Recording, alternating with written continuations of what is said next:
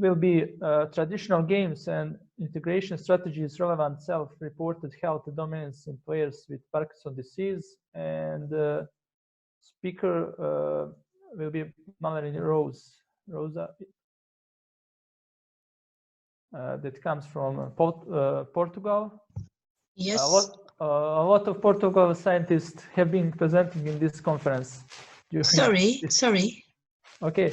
I say that I saw a lot of Portuguese scientists that have been presenting in this conference, and it deserve to be commended. Yeah, it's nice to know that. Yeah. So I will try to share my presentation. Please just a moment.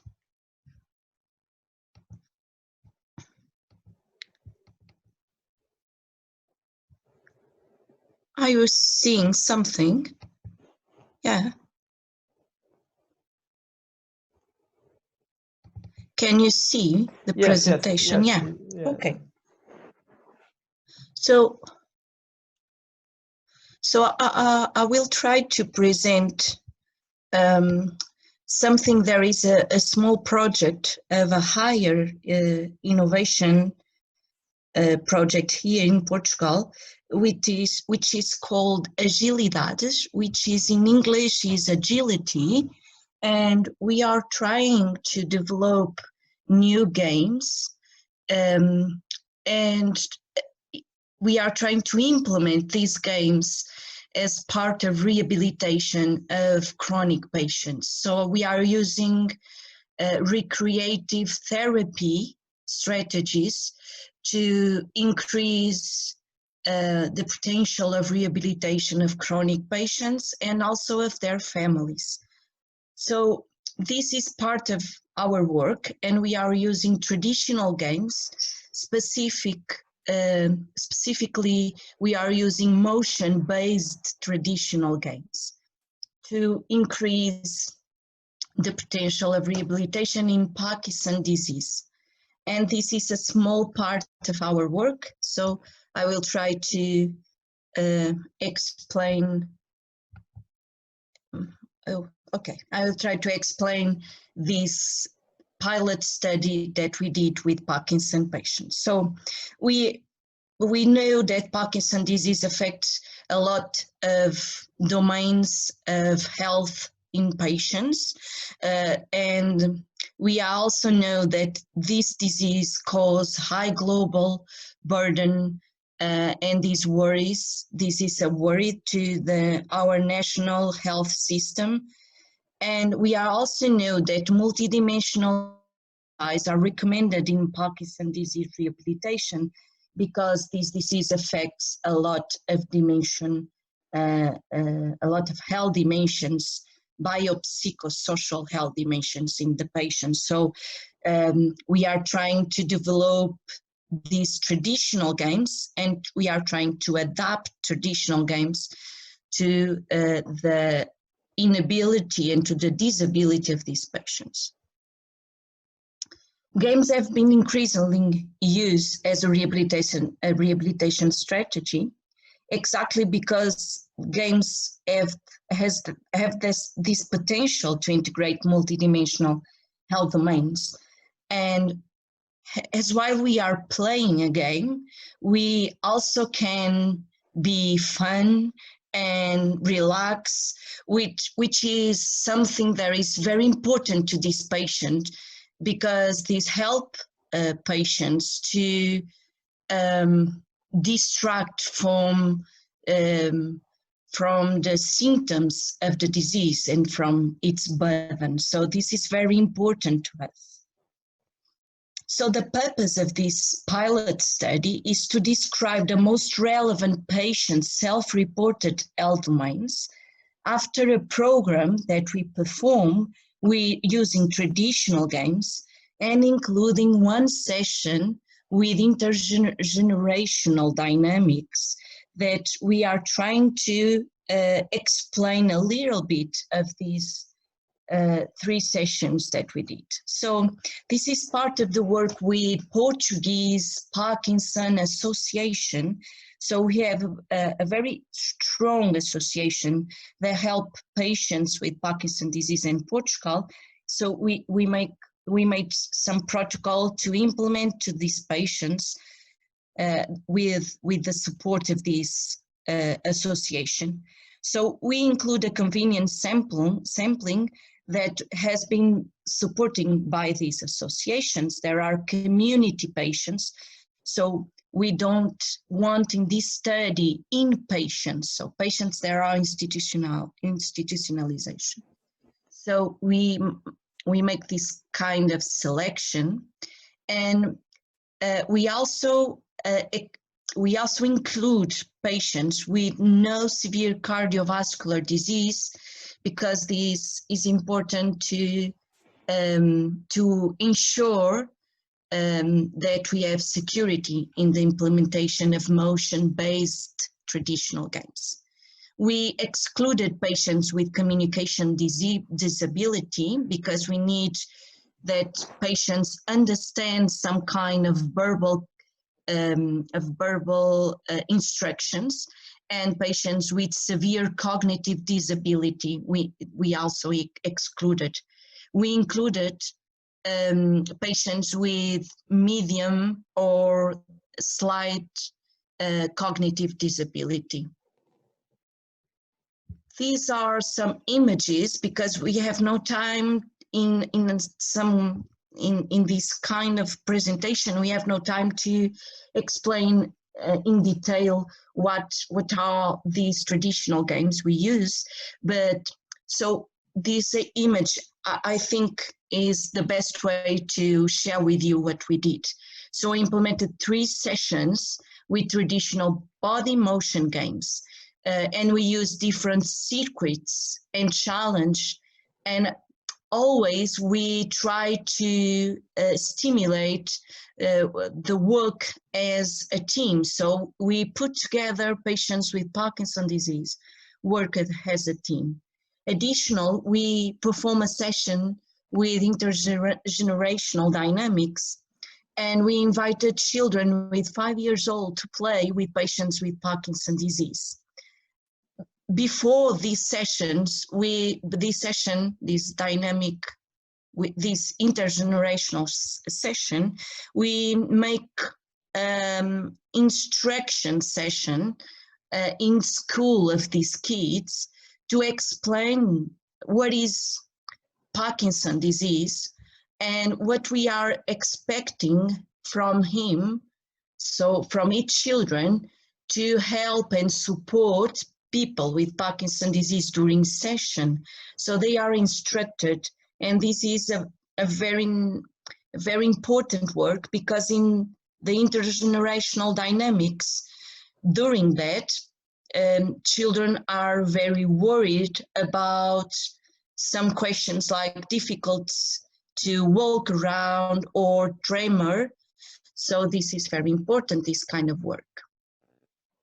So how we analyze this session and the results. So we collect feedback from participants with Parkinson's disease using a structured interview based on questions about personal feelings and experience during game.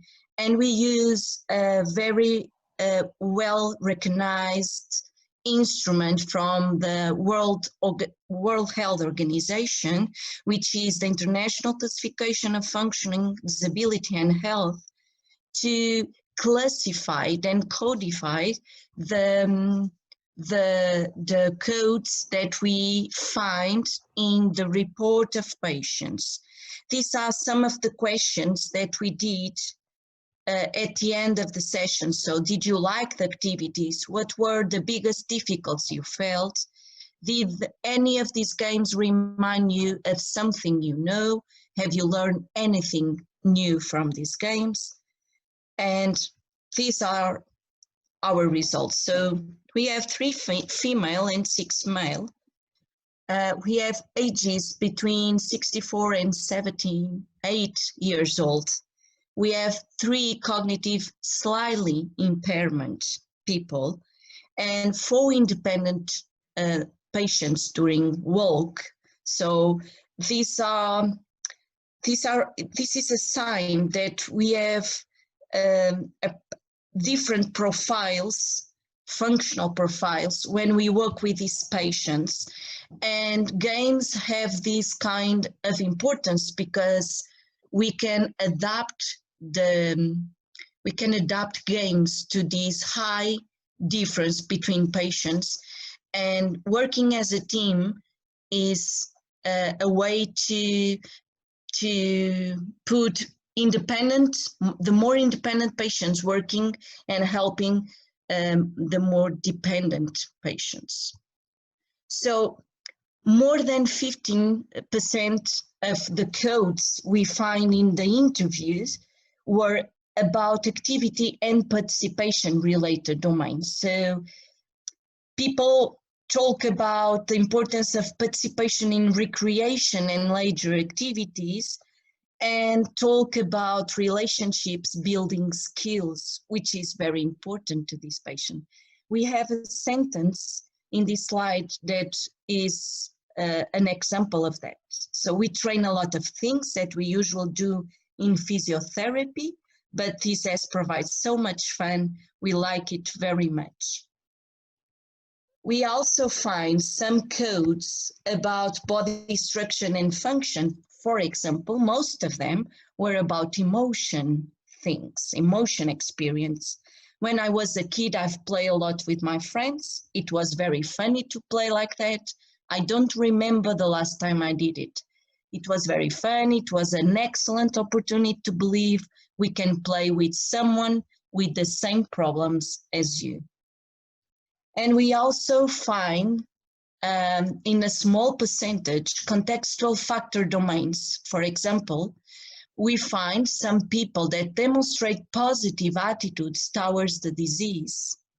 So like that, we understood that we can play and have fun despite our problems. If we have difficulty in standing position, games can be adapted to sitting position. This is a very important thing about the potential of games during rehabilitation. And this is a general aspect of all the codes of ECF we found as related health domains important for patients. So we can find that the frequency of range of emotion, openness to experience, and recreation and leisure is the most important things patients feel during games implementation. So as a discussion, we can say that, well, recreation activities have been defined as a very strong model to treat and rehabilitation chronic and elderly people. And the idea behind these activities is to expand the mind and body in a positive and healthy way. And the results from the present study demonstrate that traditional games are effective recreation activities for these patients. We also find that according to other authors, adherence of patients with Parkinson's disease to the conventional therapy is usually compromised. And this is a huge problem in Portugal. I don't know if in other countries you feel the same problem, but the adherence of chronic patients to therapies is a very important problem in Portugal. So I think that future studies in this field might test level of patients' adherence to traditional games during longitudinal programs, considering that our results demonstrate a high prevalence of positive emotion. And we believe this might be a good related indicator to believe that this kind of intervention is very good to increase adherence of chronic patients. So as a conclusion, this program demonstrates to be potentially important for people with Parkinson's disease, as it positively affects patients' perception of their health in several domains. I don't know. I have a small, very small video. I don't know if you can see. Yes, yes, we can see.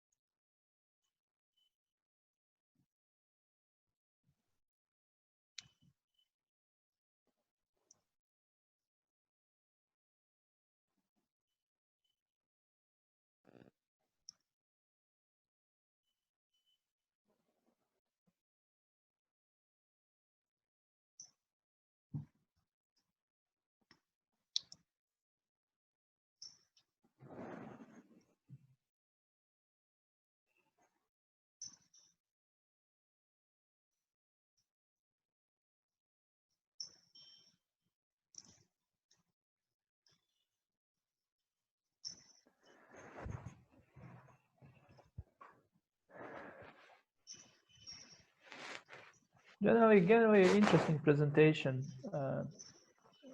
Some novel approach in treating this kind of patients.